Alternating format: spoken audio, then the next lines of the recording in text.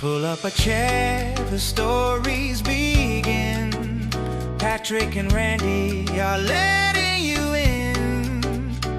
From the desert lights where the big names are, it's big conversations, little bar. Athletes and dreamers, stars of the screen, leaders and builders, and all in between, sharing their journeys, how they've come this far. It's big conversations, little bar.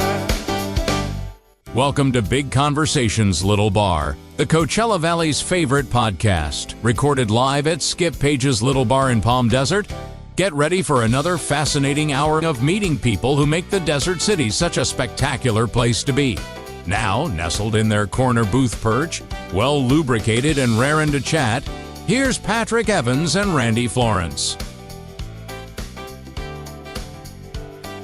Thank you, Howard Hoffman. We are here at the Coveted Corner booth at Skip Paige's Little Bar for another edition of Big Conversations Little Bar. I'm your host, Patrick Evans, along with my sidekick, my spiritual guru, good friend, our fellow host, and Captain Slick himself, Randy Florence. Thank you for bringing that when we have a 55-year callback. Thank you for that. I think there are people in the Bay Area who still remember Captain Slick and miss the band and are waiting for the reunion tour. You think? I feel certain. Is this your way of getting me to go back to the Bay Area? No, I think we put the... I'm guessing there's a good chance some of them live here in the valley. The hell with the Bay Area. Let's just do the reunion tour. We'll start it at Acrisure. This is done. Fill that joint up. Can we wrap this podcast up so I can go get into some serious stuff? I want to perform at Acrisure. I want to perform on the Plaza Theater. Can you help me make that happen? Well, we know John Bolton do it. You should do a one-man show. No, a two-man show. You come out and open up with Summer Winds and then leave. And I'll do 45 minutes of Beach Boys and Elvis. I thought you wanted to act on the stage of the, like you could do like you could reprise some of your roles from Some of my cancer patient or suicide role. Yes, it's a comedy. It's a comedy. It's a lighthearted night of family fun. All right, well, enough of talking about my acting career. How things? You good? Things are good. How about you? Yeah, fine. All right, let's get to our guest. I think it's really important that we get to our guest before this gets any further. Oh, before we get to our guest, though, we want to give a shout out to the McCallum Theater, our presenting sponsor. We love the McCallum. Today, and this is a guest that you introduced me to. So in May of 25, we're interviewing somebody here, and all of a sudden I look over and I see her husband. And this guy is this incredibly good-looking rock star. And he's sitting over there alone. And then a little while later, I hear all this giggling, and I turn over, and he's sitting next to my wife. And I realized I had almost lost her. And then the show ended, and I was able to take her back home. And the person who I almost lost her to is today's guest, Tommy Fields. Welcome to the show. You didn't kill me, thanks. I've insulted you and my wife in the person. Yeah. I'm like... He's also happily married. He wasn't going to steal your wife. I don't know. There were a lot of things going on that night. Full disclosure, Tommy is married to a former guest of the podcast, Nikki Boyer. And Nikki was even looking over. Kay gets pretty aggressive at times. She's been handsy with you a few times. Sean had to slap her away. Tommy, welcome. Thank you. Thanks. Tommy Fields, our guest today, an award-winning composer and a rock star and a producer, and you wear many hats. An actor has. You've acted. But he doesn't really wear many hats because look at that head of hair. My God. I want to put a hat on this. No, you can't do it. You can't.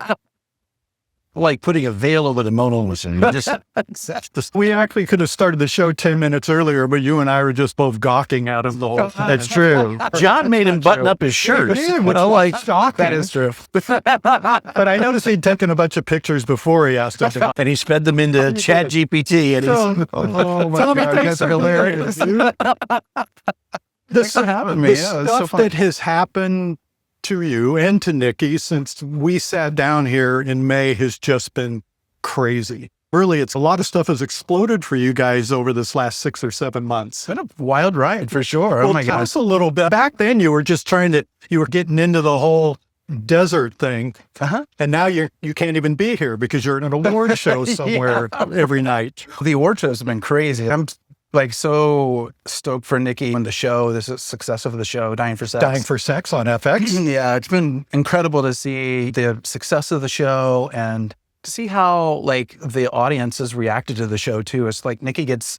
thousands of emails or direct messages, Instagram messages talking about how the show has inspired them, whether they've gone through cancer or friends of theirs, family members or whatever, and seeing how an alternative way of looking at that. The show has just been amazing that a show like that has touched people in such a fundamental way. It's like inspiring to see. And so it's been really cool to see it get acknowledged at the Emmys. And I think I just saw Variety magazine named it the #1 TV show of the year. Really? Oh, wow. But I want to talk about your side of that whole project. So your wife says, I'm starting this podcast with a cancer victim. What was that conversation like? And do you just say, Nikki, you do what you knew? Oh, yeah. Molly, obviously. Yeah, I knew Molly back then too. And I love that she's was always like a host and voiceover person and did a lot of that. And to see her create shows and head down this path has just been so cool. So I try to be a supportive partner. And I think it's amazing the work that she's doing. And I'm just so proud of all the stuff she's doing. Would she come home and talk to you and say, oh my God, you're not going to believe what Molly and I talked about today? Or it was, you guys had talked about it 1,000 times before, so it was old hat. Yeah, that's a good question, actually. She'd come home and talk about we always talk about our days and like how they unfolded and the conversations we had. And Molly would come over to the house and they just had this idea of the show too. Once Molly started heading down this path. So Molly would come over and they would sit at the table or Nikki would map out an outline of things that they would talk about for the podcast because they did the podcast first. So I was just, the supportive role was more what I did. Molly, would always go through her peaks and valleys, like going through the cancer journey. Waking up with clown makeup behind your ears. Exactly. Yeah, there were a lot of stories that weren't even told that were like, but I felt like it was my job to be her support and inspire Nikki to be like, look, go spend time with Molly. Because we were, at the same time, Nikki and I had a blended family. So we were raising kids at the same time and figuring out our relationship. And you had a band together. We had a band together. Yeah. And yep, we did. So you weren't apart very often. Yeah, and we're still not. We were laughing just yesterday. It was like, can you believe how much time we spend together? I really don't like. Wait a minute. Which one did you said that? She said that. Okay. Let me tell you what that means. Yeah, you're good. Yeah, Exactly. you don't want to be. As the husband, I think that's a danger zone. Wow, I can't believe how much time we spend together. God, we're sure spending a lot of time together. Holy cow! That feels like a lot of time to be with you. You were busy with your career while this was all going on. Yeah. So, did you have enough hours in a day for all of this stuff? What's wild, like living in LA and the city, I feel like it vibrates in a different way. So you're just constantly going from one thing to the next. Didn't seem like a big deal, but looking back on it now, living in the desert and having a more relaxed lifestyle, I was like, how did we do all of this? Like, it just seems like another life. So you were having dinner over at the casino the other night. She's a vegetarian, and you're not. You had about a 50-pound piece of meat on your plate. And she didn't show hers. Are you guys finding times alone to get away and go out and do stuff and enjoy being together when you're not in the middle of 5 billion people?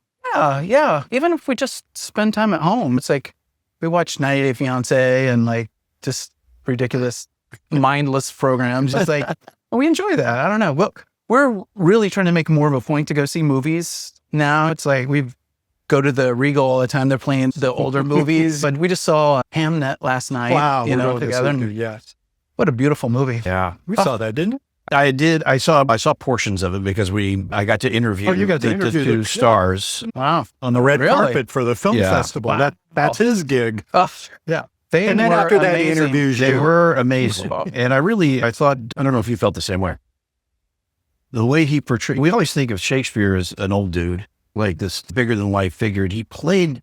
Obviously, he was a young man and a family man, and this very tender, sweet, almost naive in some way, but a very human portrayal. I thought of Shakespeare. Yeah, it was brilliant. Yeah. Her performance too is Yes. just, Oh, she was. I still, like, I'm just getting chills, like thinking about like seeing her performance on screen last night. It was like so moving. And was it Max Richter? I think is the composer on that. Like the score I thought was just beautiful. And I love film music. I love movie scores. I would say 75% of the music I listen to that's awesome. is film music. And I love, obviously, John Williams, great composer. I love Jerry Goldsmith's work.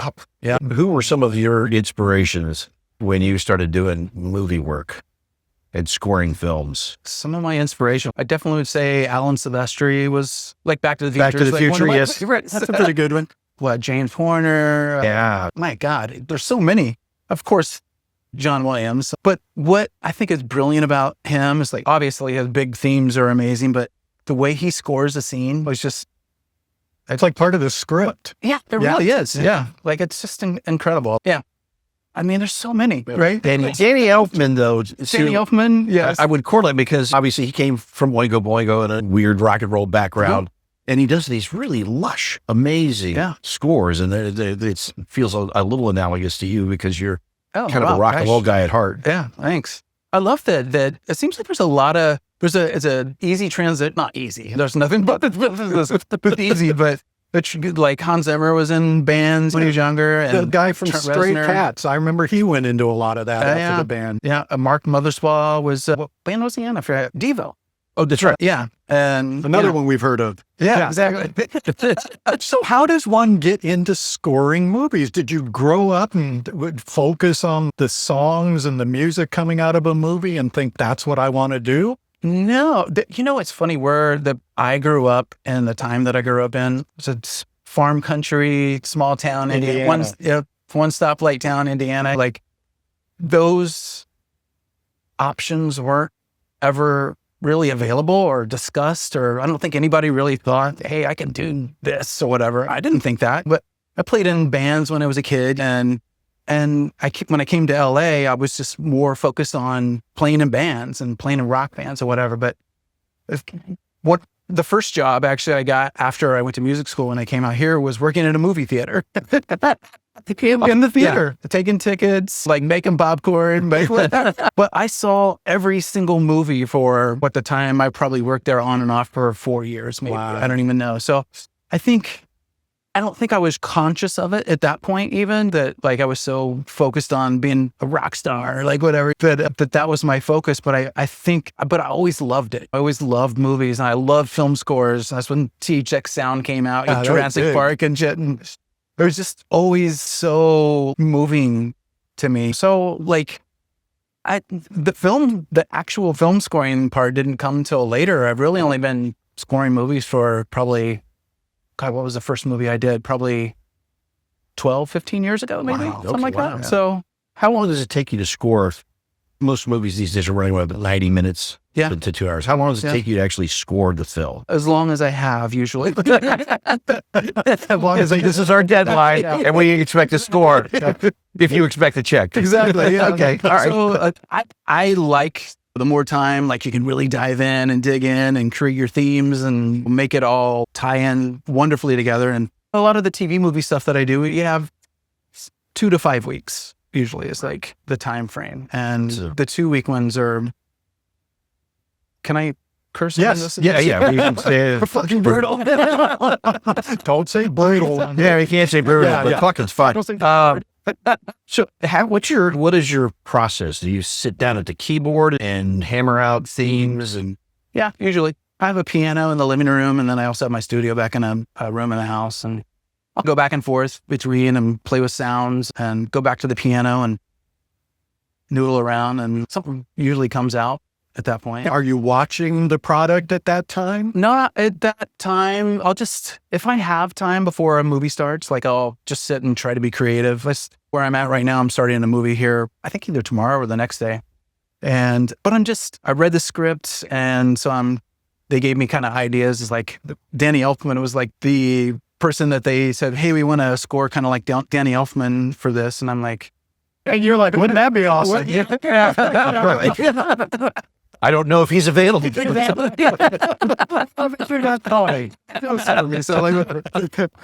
But I love those kind of film scores. So I'm like actually excited for these kinds of movies when they come up, or I'm like, okay, like actually like a style. It's a Halloween movie too, funny enough. Okay. But the scary Halloween movie? No, it's they want a little spook to it. Danny Elfman, that's why he was their reference, I think, because he's brilliant at putting a little spook He walks around like that. Yeah, that's right. He's got this voice like okay, whatever, Dan.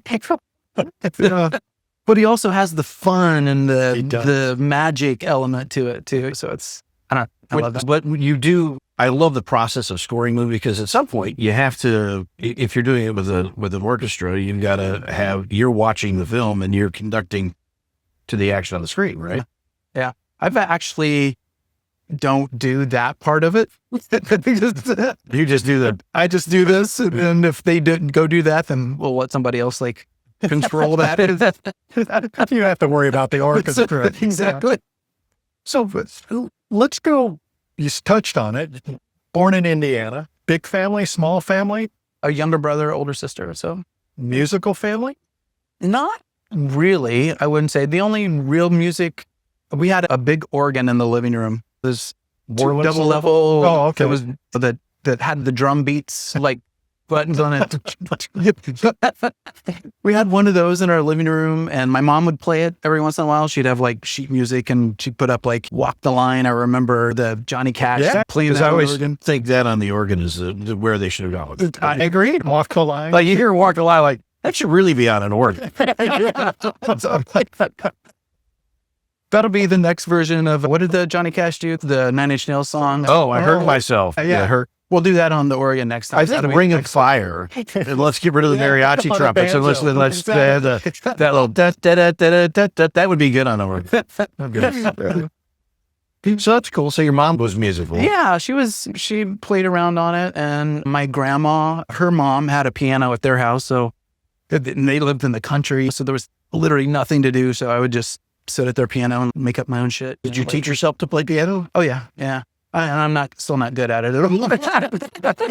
No, you got a couple of songs of the year, so you got to be okay at it somewhere along the way. I played guitar when started playing guitar when I was like 11. And so I was really like more serious about guitar than anything else. And were you still in Indiana at that point? Yep. When did you come out to LA? When I was, God, how old was I? 20 maybe? So it's been like 90, 91 maybe? I don't know. How'd mom and dad feel about that? You know, it's funny. They, surprisingly, they just put me on a plane. They must have been sick of me or something. Put me on a plane and we're like, because they had One way never... ticket. Exactly. It really was. Go follow your dreams, son. I think about it because I have 2 daughters and we have cell phones. We can text and stay in contact nowadays. But back then, no. there was nothing. And we weren't travelers. We didn't have a lot of money or anything when we were kids. So that was the very first time I'd ever been on an airplane, was flying out of Indianapolis, and the like wind chill was like minus 20. And I landed in Burbank and it was 80 degrees. No place to stay. Like they were just like, What was the plan? Yeah. bring your luggage to the music school, which was Grove School of Music at the time in Van Nuys, and drop your luggage off in the office and go look for apartments. Like there were a couple apartment buildings within the 4 or 5 block radius or whatever. Yeah. In Van Nuys. And Van Nuys wasn't like super great back then. No. I'm not sure that it's super great now.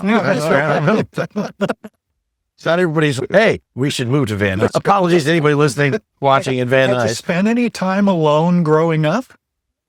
Anytime alone. What do you mean? You moved out to LA by Yeah. yourself, right? With a friend of mine. With a friend. He was the drummer that was in the band that I played in back in Okay, Indiana. so you guys were So we coming came out out to hit it together. big in LA. So- Exactly. Well, tell me about your first, you must have had a band when you were a kid, like a garage band. Tell me about that. Yeah. I had a school teacher, I forget what, 7th grade or 8th grade. I think it was 8th grade, that she played in a cover band, like in the local area with her. So she got a friend of mine who played drums and me on guitar and sang. And we played the King and Queen dance at 8th grade. That was the first gig. I was like, nice. Yeah. So she inspired all that. And then me and a few other friends got a band together. So we just started playing cover songs and birthday parties, fairs. What was like your favorite stuff to cover? Like, what were the songs that you really liked to play? We played probably Van Halen, Bob Seger. Yeah. So you were playing rock and roll. Oh, yeah. I was Bob Seger, the Silver Bullet Band. No. Please come to Boston. Dude, we look like that. You don't play those kinds of songs. I don't even have to sing. You just stand up there and hold the guitar, right? It clearly got me far. Got you all the way to L.A. Yeah, Van Nuys. Let's be honest. Got you to Van Nuys. So what was your first, you were working, was the theater in L.A. when you were working in theater, movie theater? Oh, it was in L.A. Yeah. So you came to L.A., you get an apartment with your buddy. Then what happens before you starved? Before we starved, I went to music school. I went for recording engineering and also took composing and arranging classes and vocal classes. And a guy who I ended up playing in a band with came to the music school and they were looking for a singer for their band. And so he got my number from somebody at school or whatever. And so I started playing in that band and worked at the movie theater after school and did tons of odd jobs, like did the musician thing for several years. You got to have a resume like that. But music was it. That was the path you were going down. You weren't going to be a professional popcorn maker in the theater somewhere. Yeah, no. But that was not things to do in my life. Not part of the plan. I don't know. I think I was either like incredibly motivated to do that or just incredibly stupid. I'm not sure exactly. And how soon before the gigs started? Before the gigs, like playing in bands and stuff? Right away. Actually, yeah, they had already been playing. These guys had already been playing in the LA area for probably a couple years. So you were joining an existing group out there. Yeah. And how did that happen? You're in Indiana. How'd they find out about you? They found me after I came to music school out here in LA. Okay. And They worked with Tommy Fields. Tommy Fields. The Tommy Fields. I got to put that in front of my name. You do. They don't say a Tommy Fields. He's Tommy Fields. He's Tommy Fields. All right, you've won Song of the Year for a couple of songs, Only God Knows and Under the Rainbow. Uh-huh. All right, tell me about those songs and how you ended up getting Song of the Year out of those. Under the Rainbow, I actually wrote after my first daughter was born. And it was just a inspiring song about her seeing the world through what did I write? That was a long time ago. Why did I write that? I remember it was about her. Really, it was a big deal at the time, but now not so much. Not so much anymore. You should probably warn her in advance about this podcast. It's probably maybe skip it. It's not that good, honey. Fast forward. The funny thing is that song it was out. I can't remember if it ever got placed on a TV show or not, whatever, but I remember one time was like, just for the fun of it back then, like when Google first started happening, Google my name, every once in a while to see like what would come up. And that song got placed in a Mitsubishi car commercial in like Taiwan or something. And it was amazing to hear in another language and then hear my song like, but I didn't know about it. I was like, how did you were getting paid? So then I started emailing and calling all my people, hey, we gotta like, wait a second, You've had songs placed in like Grey's Anatomy, and you wrote the theme song for Liza Schlesinger's comedy special. Yeah, that's right. Yeah. And she's hilarious. How did you get to did you have a relationship with her? Or No, it's not that kind of like, did you know her? Could you make one up? We'd really like to hear about it. We'd like tickets to her special too. Can you do that? No, it's how this business works. It's like you work with people. There were people who had music library companies that I would work with. We would write music for Scandal promos or whatever TV shows were popular at the time. And it was a connection through one of them. And so they brought me in to write an original piece for her. So I got that gig. Yeah, that's pretty cool. Yeah. Okay. You were frontman for a number of bands, and I read that you came very close to being the lead singer for the Velvet Revolver? Tell me how that almost came together and why it didn't. What a gig that would have been. That would have been gig, and I probably wouldn't be sitting here talking to you. Your career would have gone a completely different. No, I don't mean it that way. I'd probably be dead. Are any of them alive? But were he alive, he would not have That's right. done this podcast. But you would have been putting me on stage like the suicide. Oh God, that went dark. It's a tough business. Yeah, it was. It is. Rock and roll's a tough business. Oh man, yeah, it's wild. Yeah, and that's even coming across those guys. It's like, Well, they were living on the wild side and they've of the rock and roll that point. business. Yeah, at that point they had said that they want to stay clean more, and like they weren't into doing the drug thing anymore. Which they both, I think, Duff and Slash, I think, both almost died. I think at one point. Why, there was more than one. Right. Slash had a few examples, yes. But it was crazy. Yeah, I was at that point, I was in Costa Rica and no cell phones or anything. I was just disconnected. And then I came back and had 10 messages from Duff and Slash on my voicemail. And they were contacting the guy who was running the website for a band that I was in at that time too. And he told me the story. It was funny. I think Slash had called him up or whatever. Hey, it's like, we're looking for Tommy Field, blah, blah, blah, whatever. And he's, yeah, where's Axel? Whatever. Just hung up on it. Oh, it's so awesome. I can't even imagine hearing that message. Oh, this is Slash. Yeah, okay. Isn't it Mr. Slash? Mr. Slash. That's how we know. Until you get to know him a little better, it's got to be Mr. Slash. And what? It didn't happen. No, I talked to Duff and Slash like tons before that, and then jammed with them and wrote with them for probably, I don't know, maybe a month and a half. There was a place called Mates Rehearsal Studios in North Hollywood, whatever. It's a rock and roll rehearsal area. Like one of my old bands used to play there all the time. It's like super fun place, but we would rehearse there, and it just didn't. Slash was kind enough to say, yes, we just decided to go in a different direction, and their different direction was Scott Weiland. Hey, whatever. It worked out okay for them. It worked out okay with them, yeah. But that was super fun. It was like that. It seems obvious to say, but like I played in rock bands with some really amazing players. Like one of the guys I used to play with plays as the bass player for The Who now. And another guy is a drummer. They've all played with Shakira and just tons of people. So they've all been like super talented guys. But I have to say, like that band, there was like some magic that they had. It was like, being in in the same room, playing music with them was just like kind of awesome. And it would have been a great gig, but healthier for me. Their name is on here somewhere, but we're glad you stayed alive and you're here. It's definitely a healthier life path. How much time do you spend, if any, performing on stage now? Hardly at all. Do you miss that? Not really, honestly. We have an in at the Plaza Theater. We can get you. Yeah, yeah. You can get you at the Plaza. I'd love to go there.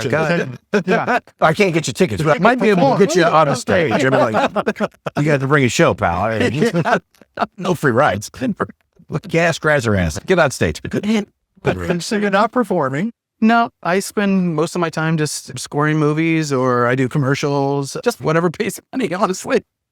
It sounded like you guys made a decision a few years ago to move a little bit away from the excitement and energy of LA and come out to the desert, but the excitement and energy keeps pulling you back. Yeah, a little bit. Like we definitely go into LA to get juice or to have meetings, that kind of stuff. But I don't know, we really like it out here. It's so relaxing. You know, it's this one thing. I feel like scoring movies can be like stressful depending on the deadlines and who you're dealing with, whatever. And so being in the city already has a certain amount of stress. And so that on top of that, like puts you in so being out here, your stress level is like way lower. And so when you go through your stressful moments, it's not as big of a deal. And are you doing this from home? No. So you're working from one of the quietest areas in the valley. Yeah. You never hear any noise over Hardly there. ever. Unless it's me falling down a rock or something. Kind of. Yeah. What was it about that area that drew you? Because it's a very unique and very special area. Yeah. What kind of drew you there? We put in offers on a couple of other houses, like in Home Desert area or whatever. And at that time, everything was going for cash. Like cash. So we were losing 7-day closes. Exactly. So we were like, God, like it's not in the cards, whatever. So we ended up having lunch at the La Quinta Resort. and found Well, this there's your on- down payment. Exactly. The lunches aren't Foods aren't cheap. I know. It's funny when we go back to LA and eat, we're like, oh my God, it's so much cheaper here. Is it really? It is. Would it be Yeah, cheaper for us to drive to LA to have dinner? It might. Depending on where we go. But yeah, but that house happened to pop up. And so it was almost by default in a way. The area is, we love the area. But it just happened, the timing was, the house just happened to go back on the market at that time. And we came in and it just worked out. So It happens that way, doesn't it? Yeah. Yeah, it's like, it was an accident. you say, so you and Nikki have a blended family. Uh-huh. You had how many? Two girls. Yeah. Two girls. Yeah. And she has None. none. We Oh, tried to have kids, but all right. didn't. So, and how old are your kids? 22 and 19. Oh, wow. We're both in Boston now. Yeah. You're both in Boston. Yeah. The oldest one, Ella, just graduated from Emerson Film School last spring. And she's That's a great doing school. her thing. Yeah. Yeah. And the youngest, Taya, is at Berkeley School of Music right now. So Fun. You got to be pretty proud with Yeah. that. I tried to convince them not to Yeah, go into this business. You tried to talk them out of it. Yeah, but if Slash offers you a job, That's Harry, no. Remember, some of this stuff is fucking brutal, girls. And Totally. So when did you and Nikki get together?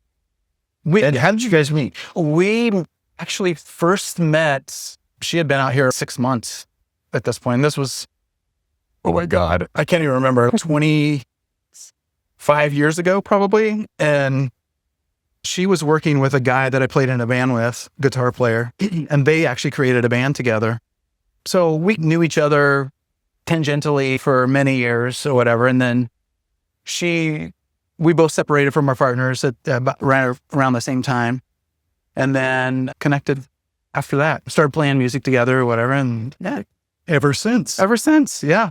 What were the varying degrees of success in the projects that you guys were working in together, the band, and was it enough to keep you guys going? No, it was not No. really. No, I better start writing scores.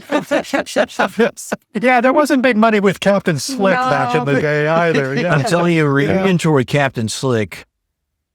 True story. We made $100 a show, and we had 4 guys. Okay. I was the singer. When You didn't play this? the guitar player left, they didn't want to split the money anywhere. They made me learn how to play the guitar. No way. Yeah. And I sucked at it, but we all got a few extra dollars. Oh, there you so, go. Up to $33 a show. you know, yeah, back in 1912, that was a pretty big deal. It'd be a big deal now too. Probably would be. The band life's not easy. The band life is still, like, I know what some of the music scene out here, and a lot of places like to have live music, but it's tough It's because the tough. restaurants don't want to pay a lot of money. Totally. You know, it's Back when we were doing the clubs and Sunset Strip and all that, it's Did like, you it do was like pay the to play. Viper Room and Whiskey Go? Oh yeah, all those. Yeah. Yep. Key Club when it was around, House of Blues, Nice. a place called the Gig. Yeah, a lot of those places aren't around anymore. No. My son's band played whiskey. Oh yeah, That was really cool. You were talking earlier about no cell phones and all of that stuff.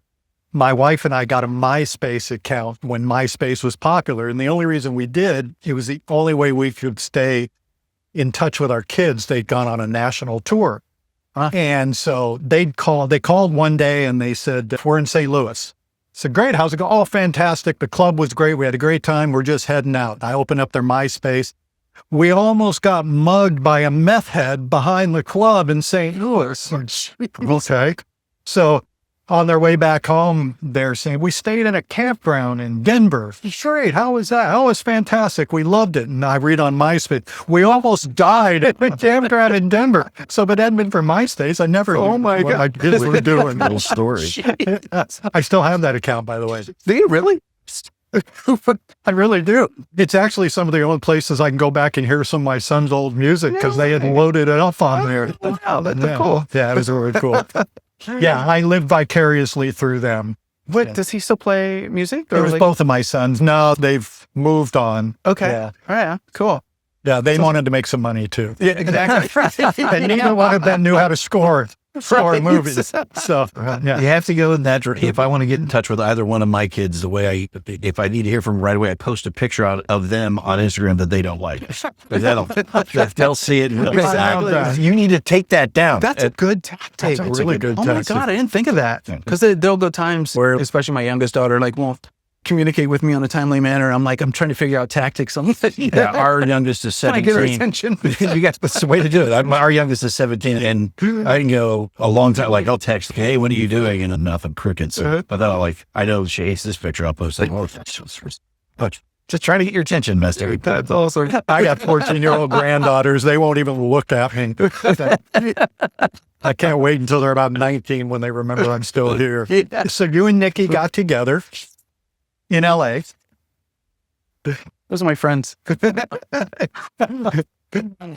And did you put the band together right away? When was this? I'm sorry. You and Nikki, when you Oh, first yeah. got together. We first What got was together. the name of that band had a really cool The name, too. cardboard cutouts. The cardboard Yeah, cutout. that's what it was about. Yeah, it was fun. Yeah, it was super fun. What was your question again? Sorry, The band came together. Yeah, because we had written songs off and on. Like I had written some songs for the band that she was in, and so there was a little bit of a collaborative thing happening prior to that. But yeah, we would work on songs. Like she would come over to my place and we'd write songs together, and I would do all the recording, whatever, and then she'd come in and lay her vocals down. And That's a pretty special relationship. 25 years, you guys have lived and worked. You've been side by side all that time, and you still managed to do it, and you still managed to enjoy it. yeah, still managed to enjoy music or her. Like, which one are you supposed to do? Well, I wasn't going to separate it like that. Which of those did you enjoy most, Tommy? Now, obviously, Nikki can't listen to this podcast either. This is going to be a heavy edited episode, 9-minute episode. It was amazing, like how with the TV show and the music, being creative really has brought us together in a really cool way. And it's cool. Like I'm working on a cue for a film or whatever, and I'm like not sure about it or whatever. I'll have her come in, and she has musical ears too, and she lets me and gives me her honest feedback, and then I'll be mad and be like, no, that's not true.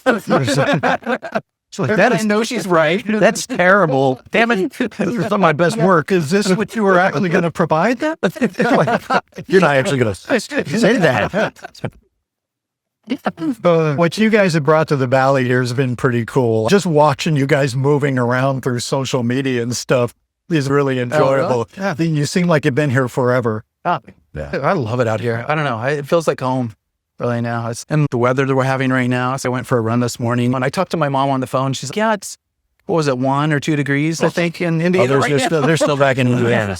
Yeah, she's still on. it makes you want to thank a meteorologist. doesn't it? Exactly. Thank you, Patrick. You're very welcome. I take no credit for the good weather because I don't want to take blame for the bad I weather. did you both, and you know I do. I'm merely just the messenger. Tommy, this is so cool. I've been bugging the hell out of you for the last few months to get on here, and I apologize. No, it's all good. I love it. Thank you for having me. It's super fun. Yeah. I told Kay she couldn't come in because they needed you to focus on us today for this hour.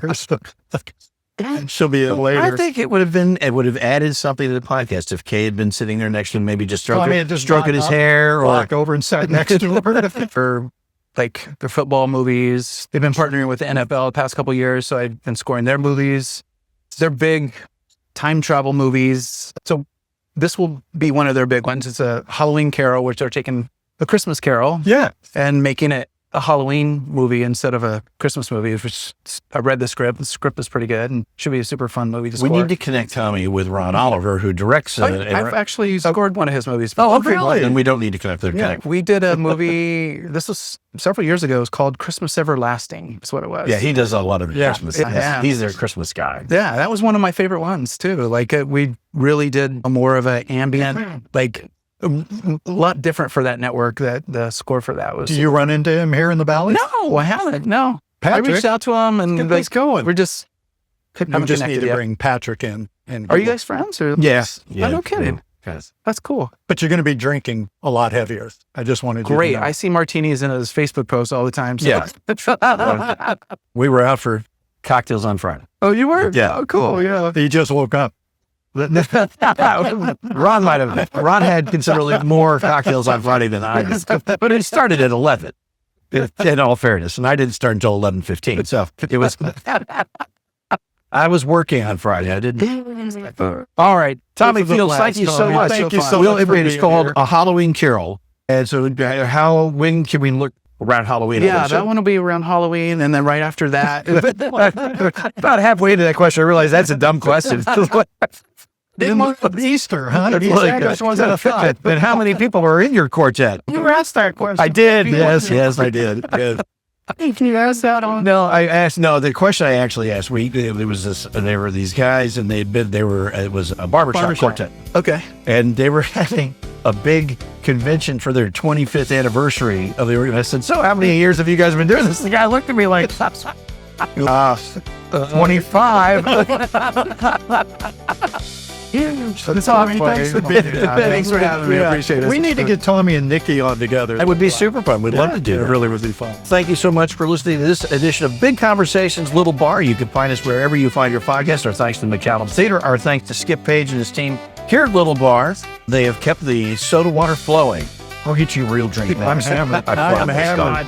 But be sure to subscribe so that you never miss an episode. On behalf of Randy and John and our guest, Tommy, thank you all very much.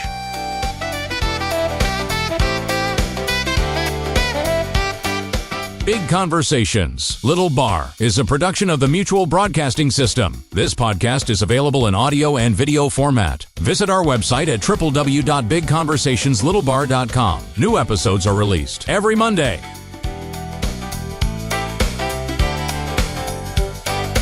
Athletes and dreamers, stars of the screen, leaders and builders, and all in between, sharing their journeys, how they've come this far. It's Big Conversations, Little Bar, at Big Conversations, Little